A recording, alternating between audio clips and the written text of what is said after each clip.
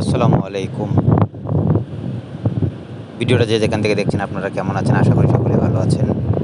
Viewers, আজ আপনাদের দেখাবো টিকটক রাস্তার সৌন্দর্য। দেখেন,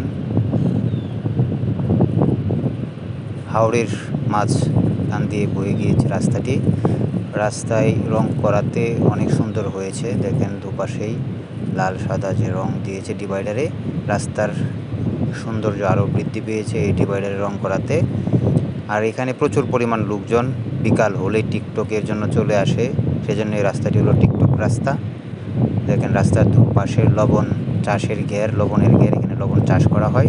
মৌসুমের শেষ পর্যায়ে এসেও কিছু কিছু চাষিরা এখনও লবণ চাষ করছে। মূলত এখানে বর্ষার সিজন চলে আসলেই লবণ চাষের অনুপযোগী হয়ে ওঠে জায়গাটি, সেজন্য একটু লবণ চাষিরার উপস্থিতিও এখানে কমে গিয়েছে, কিন্তু টিকটকারদের উপস্থিতি বেড়েছে। দেখেন, যারা রাস্তার কাজ করছে, রঙের কাজ, তারা কত সুন্দর করে রং করছে ব্রিজটাতে।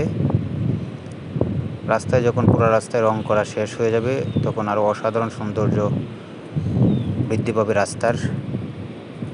পুরো রাস্তার কাজ শেষ হলে আপনাদের আবার দেখানোর চেষ্টা করব ভিউয়ার্স। দেখেন, দুপাশে রং করাতে রাস্তার সৌন্দর্য কত সুন্দর বৃদ্ধি পেয়েছে। আর রাস্তার দুপাশে দেখেন লবণ চাষের ঘের। বর্ষার মৌসুম চলে আসার কারণে এখন লবণ উৎপাদন কমে গেছে, কারণ এখানে বর্ষার যখন বৃষ্টির পানি হয় তখন আর লবণ চাষ করা যায় না।